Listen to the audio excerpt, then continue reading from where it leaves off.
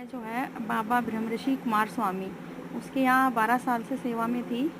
वहाँ पे जो है मैंने सेवा करते करते जो है कुछ साल पहले देखा कि अंदर जो है ना इतने गलत काम हो रहे हैं। पैसे से लेके लोगों को पागल बनाना, 21-21 हज़ार रुपये लेना और फिर सोना सोना मांगना, और जो है लड़कियों के साथ जो है एक 4 नंबर गली है वहाँ पे जो बाबा के जो लड़कियाँ रहती हैं वहाँ पे गलत काम करते हुए देखा। तो मैंने धाम छोड़ना चाहा, तो उन्होंने मुझे धमकी दी कि धाम नहीं छोड़ना, धाम छोड़ोगे तो तुम्हारी पूरी फैमिली को ख़त्म कर देंगे। उसके बाद मैंने कुछ दिन धाम नहीं छोड़ा, फिर उसके बाद खुद मेरे साथ बदतमीज़ी करी उन्होंने। फिर मैंने जो है निश्चय किया कि मैं धाम छोड़ देती हूँ, जो होगा देखा जाएगा। किस लेवल की कि मेरे शारीरिक संबंध बनाने की कोशिश की ब्रह्मऋषि कुमार स्वामी ने, और उसका बेटा जो 4 नंबर गली में मकान है वहाँ सेवा के लिए मुझे बुलाया, और उसके बाद जैसे अंदर गई तो उन्होंने बदतमीजियाँ शुरू कर दी। बड़ी मुश्किल से किसी ने बैल वैल बजाई कि एकदम से कोई आ गया तो मैं बच गई उस तरीके से। फिर मैंने निश्चय कर लिया कि मैं धाम छोड़ना ही मैंने, और यहाँ पे सारे ऐसे उल्टे सीधे काम होते हैं।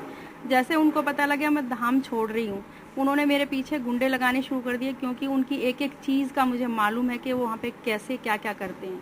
ये मेरे पास आ रही थी मेरे हस्बैंड का पता लेने के लिए, तो मैं रादौर से इन्होंने मुझे फ़ोन किया कि मैं पहुंचने वाली हूँ। तो मैं घर से निकली, ऑटो किया मैंने और मैं बस स्टैंड पे आ गई। मतलब मैं इनसे फिर मेरी बात नहीं हुई कि भाई ये कहाँ पहुँचे हैं। जैसे ही मैंने बस स्टैंड पे पता करा, भी अब तक मैं आधा पौना घंटा खड़ी रही, मैंने पता करा कि दिल्ली वाली बस आ गई है। तो किसी ने पहले तो बताया नहीं, फिर मैं आगे गई, फिर मैंने पूछा कि दिल्ली वाली बस आ गई है। एक ने बताया कि हाँ आ गई है। मैं कहा भाई सवारियाँ कह रही जी हमें तो पता नहीं। तो मैंने वहाँ से इनके फ़ोन की ट्राई करी, फ़ोन नहीं मिला। फिर मैं एकदम से डर गई भाई वो कहाँ गई।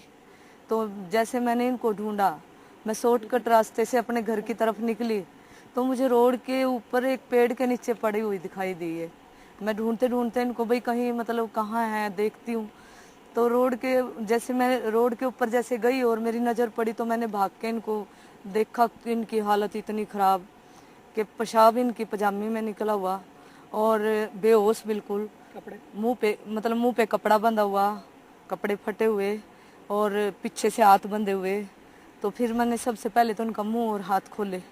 फिर एक रेडी वाला भाई देखा मैंने, मैं भाग के उसके पास गई कि आपके पास पानी है? कह रहे थोड़ा सा है कैनी में। मैं खिलाना भैया जरा, थोड़ी मेरी मदद कर दे।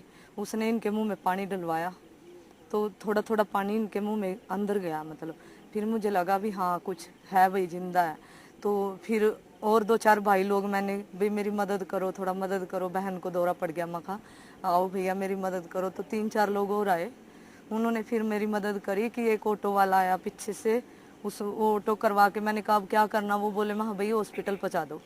तो उन्होंने फिर उसमें मतलब दीदी को बैठाया। उस टाइम इस ढंग से नहीं बैठ पा रही थी, लेकिन मैं फिर भी इनको जैसे आधी पड़ गई आधी बैठ गई ऐसे लेके यहाँ हॉस्पिटल आई। और फिर मैंने डॉक्टर साहब को दिखाया, उन्होंने इंजेक्शन वगैरह दिए और फिर यहाँ पे एडमिट कर लिया।